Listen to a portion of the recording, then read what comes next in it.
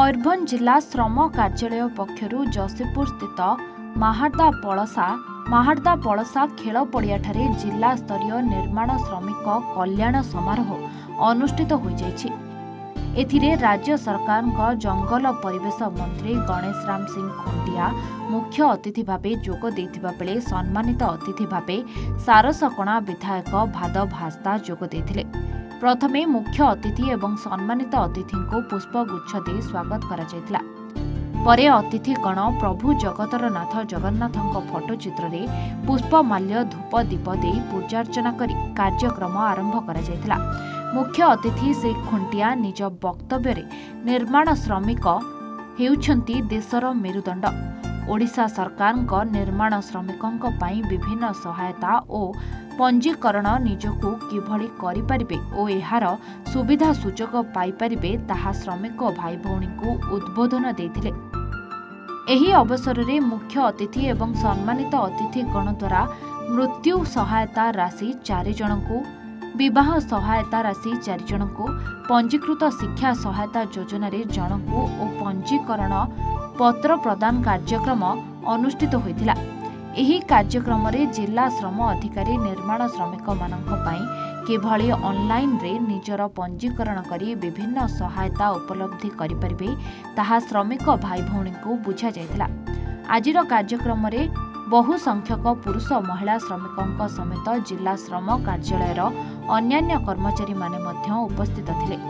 देखते आम सरकार आसला परे मानवर मुख्यमंत्री निर्देश क्रम भारतर यशस्वी प्रधानमंत्री चाहते जिते राज्यर गरीब लोक उन्नति हम राज्य आगक जीवन देश आगक जीवन से आधार रे आम वर्तमान प्रत्येक डिस्ट्रिक्ट एवं ब्लॉक को टार्गेट कर श्रम विभाग तरफ आज जिला स्तरीय जो आम श्रमिक शिविर आयोजन कर से शिविर तार उद्देश्य थिला जो पेंडिंग केस आमर थिला राज्य रे मु आगर भी आपण मानन को कहि 541 कोटी टंका पेंडिंग अछि। 3टा जिला मयूरभंज 22 कोटी टंका पड़छि। से 22 कोटी भितर आज 3 कोटी टंका एमाने डिस्पोजल करिछन लेबर मानन को दिया होछि। विभिन्न प्रकार आपनकर तांकर बायागर कौशल एवं तांकर मृत्युकालीन सहायता शिक्षा पई दिया होछि। सुझ कर स्त्री जो लेबर कार्ड बनईवा श्रमिक गर्भवती पैसा सब थिला 3 कोटी 5 लाख आज डिस्पोजल 22 कोटी आगामी भविष्य में पुणी डिस्पोजल कर समग्र मोर 30टा जिले में एभलिया कार्यक्रम एवं कराऊँच ब्लॉक स्तर आरंभ करके जिला स्तर एवं दरकार पड़े आगामी भविष्य आहरी पर्यायक्रमे आम सब एभलिया शिविर आयोजन करके लोक मानकर नूतन पंजीकरण करा एवं जो सहायता राशि दीर्घ वर्ष धरिकी पेंडिंग होता ऑफिसर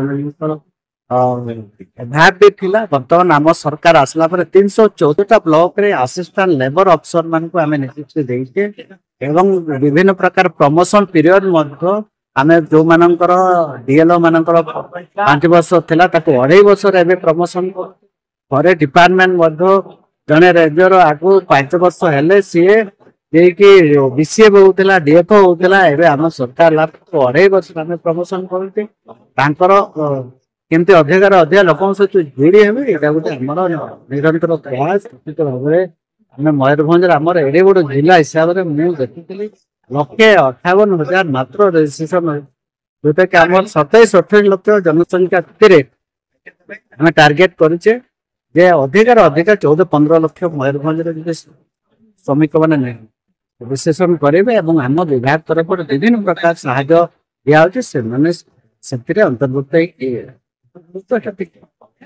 मयूरभंज जिला करंजियारू सत्यव्रत मिश्र रिपोर्ट A1 ओडिशा।